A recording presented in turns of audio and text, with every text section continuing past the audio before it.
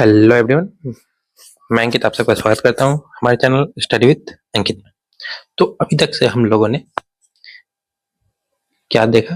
हम लोग कर रहे हैं बेसिक नंबर सिस्टम। ठीक है, तो अब तक हमने इनका कॉन्सेप्ट समझा। ठीक है, पर एग्जाम में तो आपको कॉन्सेप्ट पूछेगा नहीं। क्या पूछेगा एग्जाम में? एग्जाम में पूछेगा क्वेश्चन। तो बिना क्वेश्चन के तो आप एग्जाम दे नहीं सकते। तो आज हम नंबर सिस्टम का सबसे इंपॉर्टेंट क्वेश्चन करेंगे। ठीक है, तो हम अगर 5 अलग अलग टाइप के क्वेश्चन ले लेंगे जो अभी तक हमने पढ़ा है, तो उसी को हम लोग सॉल्व करेंगे। अगर आपसे ये 5 क्वेश्चन सॉल्व हो रहे तो आपको एग्जाम में अच्छे मार्क्स लाने से इस टॉपिक पे कोई नहीं रोक सकता। ठीक है, तो चलिए शुरू करते हैं। इंपॉर्टेंट क्वेश्चन है। तो पहला है प्रूव दैट √5 इज इरेशनल। अब हमें प्रूफ करना था कि ऐसे तो हमको पता है कि √5 इरेशनल है क्योंकि पी बाई क्यू के फॉर्म में नहीं है, पर वहां पे ये तो लिख नहीं सकते। क्वेश्चन आ गया तो क्या करेंगे? तो चलिए इसको सॉल्व करते हैं।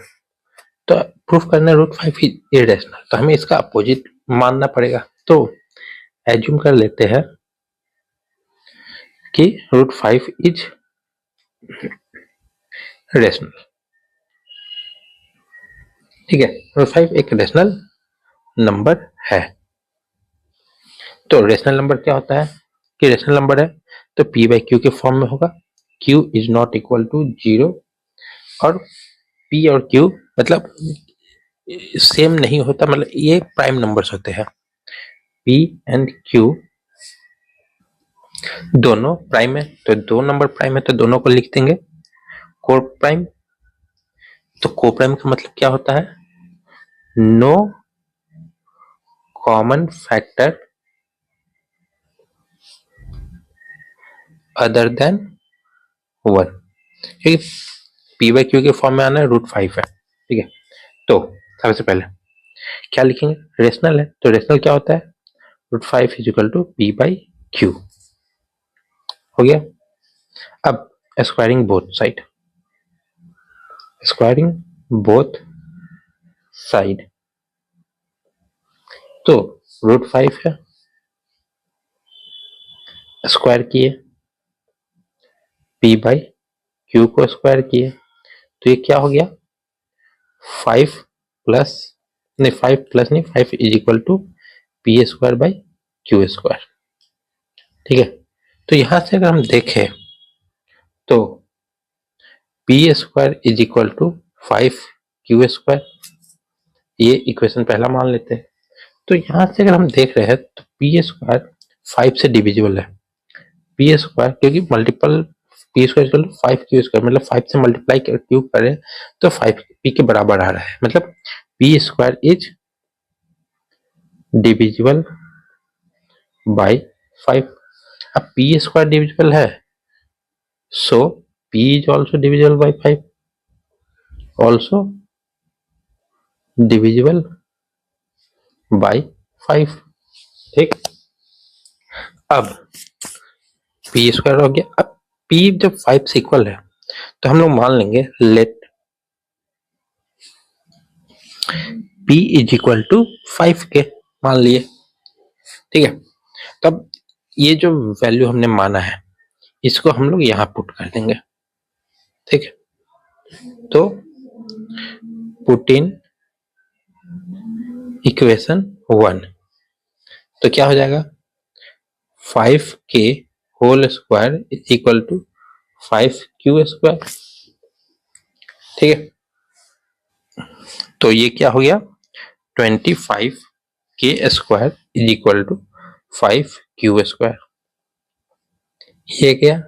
5 टाइम्स, तो यहाँ पे हम देखें तो q square is equal to 5 के स्क्वायर। तो यहाँ से देखने पता चल रहा है कि Q square is also divisible by 5, so Q is divisible by 5। अब पी भी डिविजिबल है Q भी डिविजिबल है 5 से, तो जब दोनों डिविजिबल है 5 से, P इज डिविजिबल बाई 5 और यहाँ पे Q भी डिविजिबल है।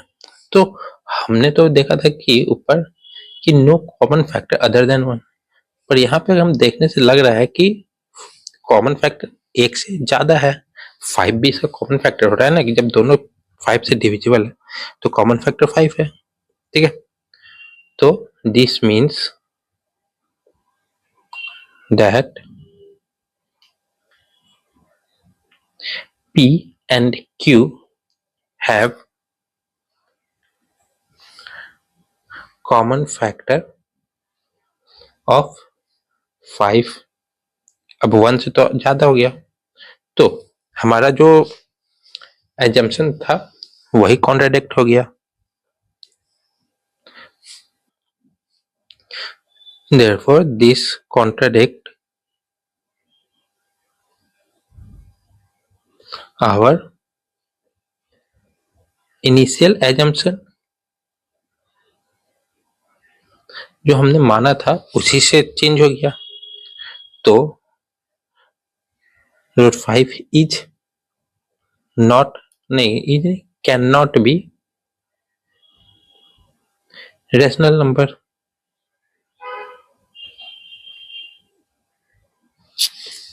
सो √5 इज इरेशनल।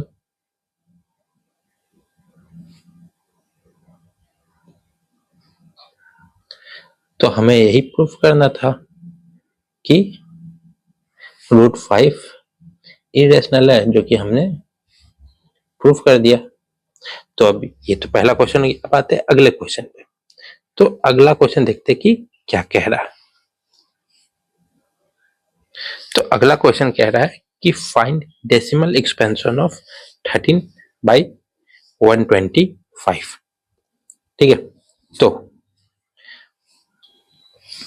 क्वेश्चन है 13/125। तो यहाँ पर हम देखें तो डिनोमिनेटर में क्या है 125। तो इसको हम क्या लिख सकते हैं, अगर इसका फैक्टर देखेंगे तो 5 × 5 × 5 आएगा। तो मतलब डिनोमिनेटर में सिर्फ 5 का मल्टीपल है। तो एक रूल होता है, रूल कि अगर डिनोमिनेटर में सिर्फ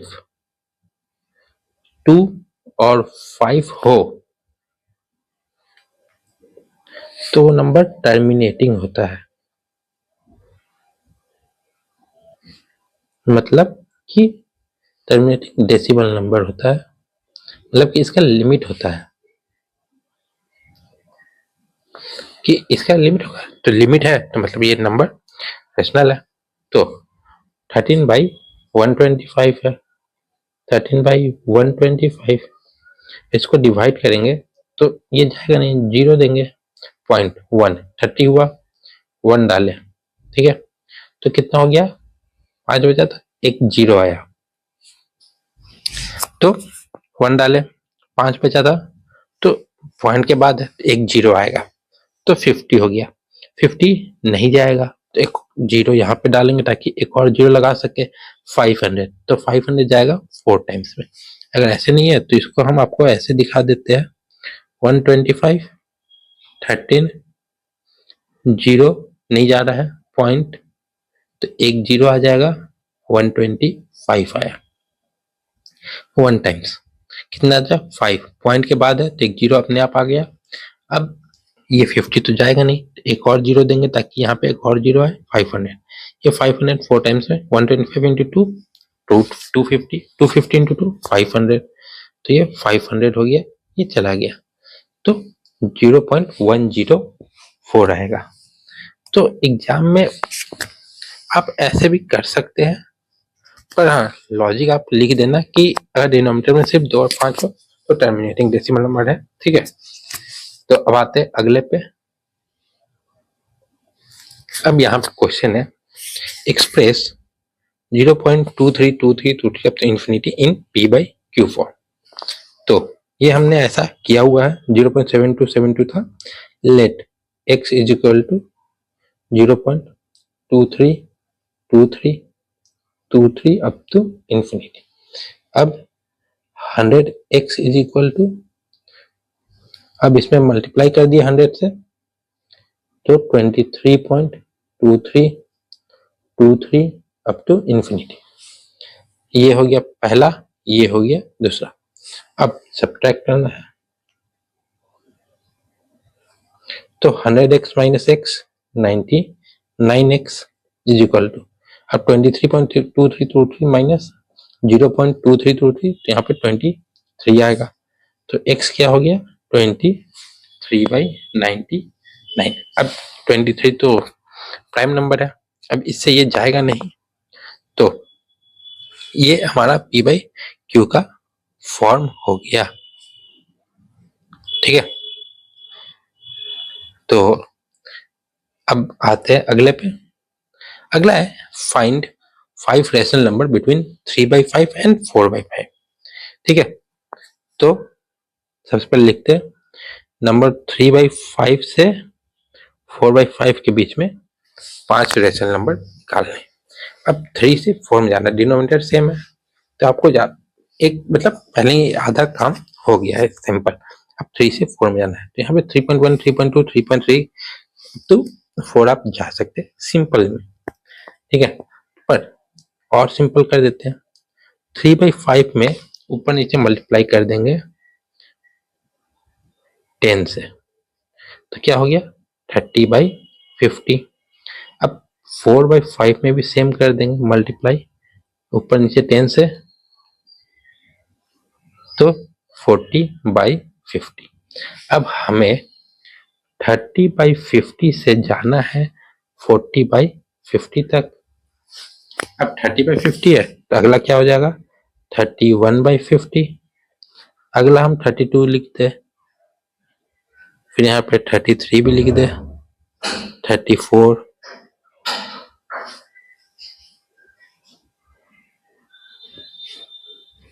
यहाँ पे 35/50, 36/50, 38/50 भी लिख सकते हैं। तो ये सारे नंबर 3/5 और 4/5 के बीच में आते हैं। पर आपको तो पता है कि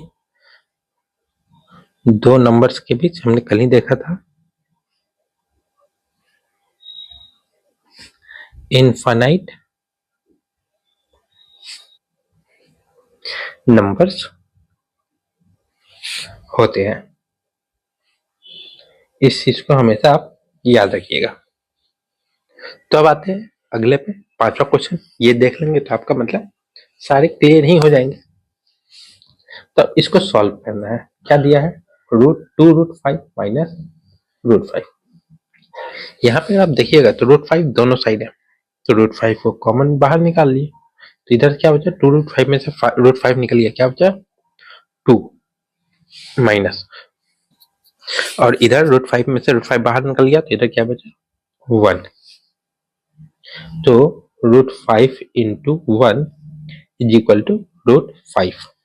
तो हमने ऊपर पहला क्वेश्चन में सॉल्व कर दिया था कि √5 क्या है, तो √5 इज इरेशनल नंबर।